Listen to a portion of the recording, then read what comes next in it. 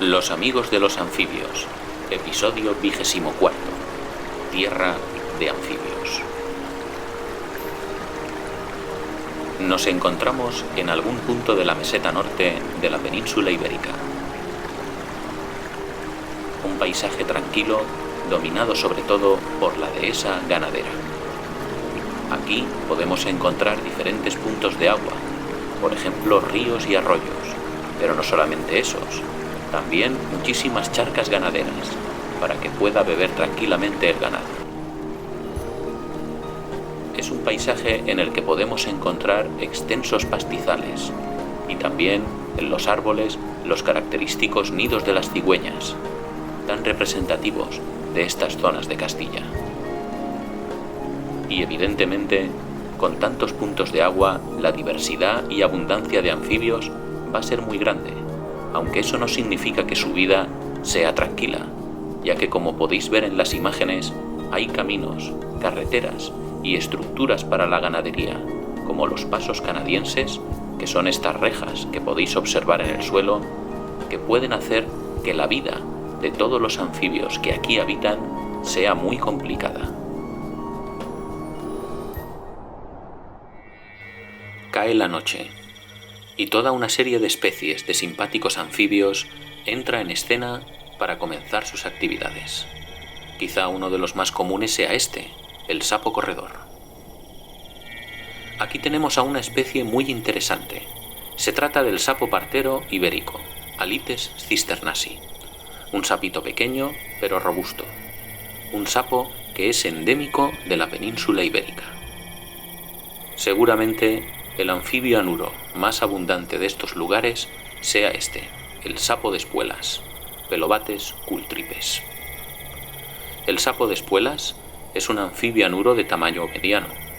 No llega a superar los 11 centímetros y se caracteriza precisamente por la espuela, es decir, una uña negra que tiene en los talones denominada apéndice metatarsiano y que utiliza para excavar, para hacer hoyos de a veces decenas de centímetros de profundidad.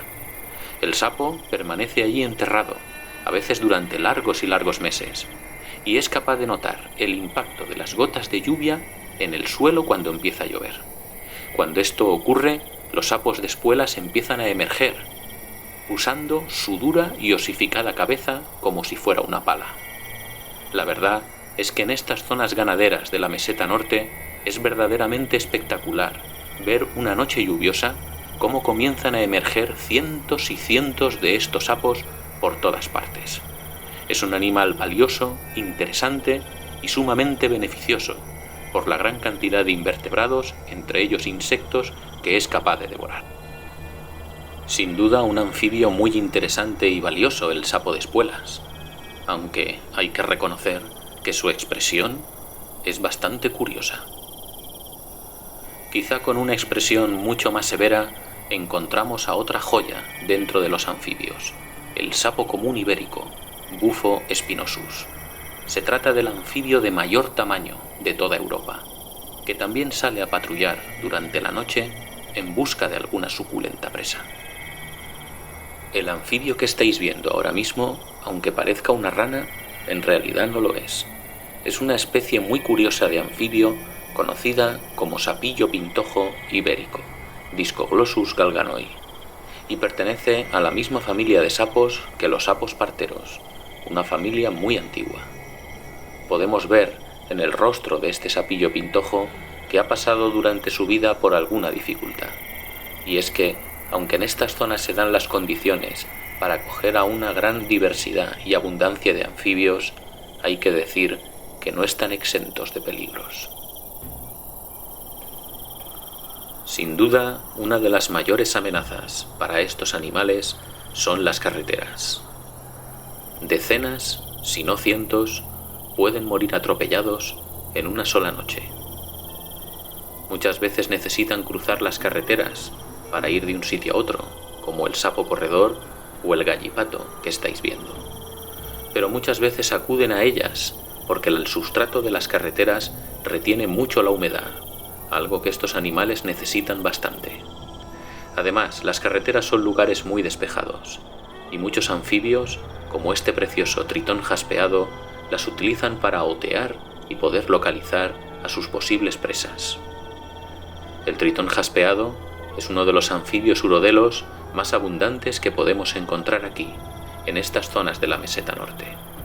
Es un anfibio de buen tamaño, llega a superar los 12 centímetros incluyendo la cola, y se caracteriza por un color verde y negro muy llamativo y una cresta dorsal que crece en los machos. Otro de los anfibios urodelos que podemos encontrar aquí es la salamandra común o de fuego. Aquí habita concretamente la subespecie conocida como salamandra bejarae, y como podéis observar, es uno de los anfibios más llamativos que hay por estas zonas. Una de sus presas favoritas son las lombrices, aparte de otros invertebrados, y normalmente se toman su tiempo tranquilamente para tragárselas una vez las han capturado. Las salamandras pueden ser presa de otros animales, y ahí es donde entra en juego esa coloración amarilla y negra que tienen, para tratar de disuadirlos, haciéndoles creer que la salamandra es muy venenosa.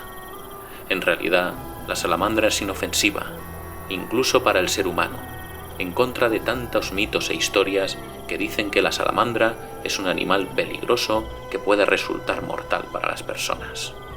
Lo que sí que es cierto es que las salamandras, al igual que el resto de anfibios que hemos visto en este vídeo, son cada vez más escasos por los atropellos, las caídas en los pasos canadienses, la contaminación, la destrucción de su hábitat, pero sobre todo por el desconocimiento, el egoísmo y la ignorancia.